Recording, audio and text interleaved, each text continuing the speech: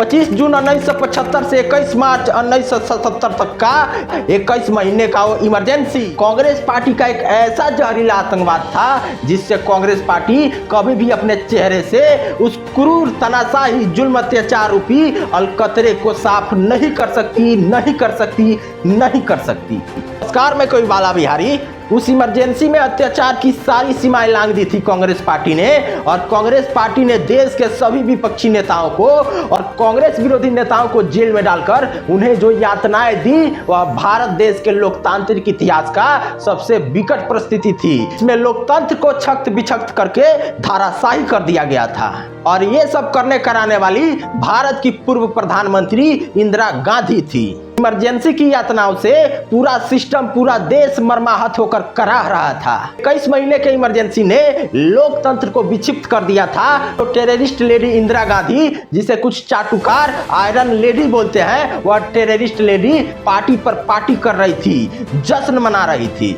और आज उसी टेररिस्ट लेडी का एक विक्षिप्त पोता हमारे तपस्वी प्रधानमंत्री श्री नरेंद्र दामोदर दास मोदी जी का नाम अडानी अंबानी से जोड़कर तरह तरह की झूठ बोलकर पूंजीपतियों की सरकार बोलता है। तो मैं कवि बाला बिहारी अपने प्यारे देश के सम्मानीय जनता से पूछ रहा हूं कि अडानी अंबानी हमारे देश के सम्मानित उद्योगपति हैं जो लाखों परिवारों को नौकरी देते हैं, इज्जत की रोटी देते हैं, लेकिन 2 कौड़ी का स्मगलर हाजी मस्तान, जिससे मिलने प्रधानमंत्री इंदिरा गांधी जाती थी और जाकर हाजी मस्तान के गले मिलती थी, तो कोई बताएगा कि वो कौन सा रिश्ता था कि एक चोर स्मगलर जिसको गोली मरवा देना चाहिए था, जेल में बंद करवा देना चाहिए था, उससे उस समय की तत्कालीन प्रधानमंत्री इंदिरा गांधी छुप छुप कर मिलने क्यों जाती थी? बताएगा कोई? अगर कोई आयरन लेडी ऐसी होती है तो लानत है ऐसी आयरन लेडी पर। इमरजेंसी क्यों लगाई इंदिरा गांधी ने, ये देश भूल गया।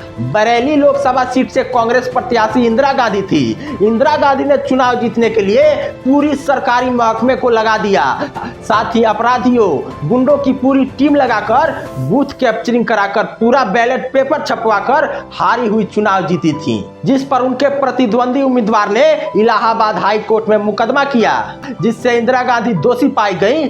हाई कोर्ट ने इंदिरा गांधी का चुनाव चिन्ह जब्त किया और 6 साल तक चुनाव न लड़ने का फैसला सुनाया। और इस फैसले के बाद टेररिस्ट लेडी इंदिरा गांधी अपना असली चेहरा दिखाई थी और देश को 21 महीने तक जलाई थी। मित्रों, आप हमारी बातों को बहुत धैर्यपूर्वक सुने, आपका बहुत बहुत आभार। इंसान हो या जानवर हो, अगर मुर्दा है तो वह धारा के साथ ही बहता है, लेकिन जिंदा है तो किनारों के तलाश में धारा के विपरीत भी जा सकता है। इसलिए समाज की धारा को अगर कोई गलत दिशा में ले जा रहा है तो उसका विरोध करके जिंदा होने का एहसास कराइए। जय हिंद, जय भारत, जय श्री राम।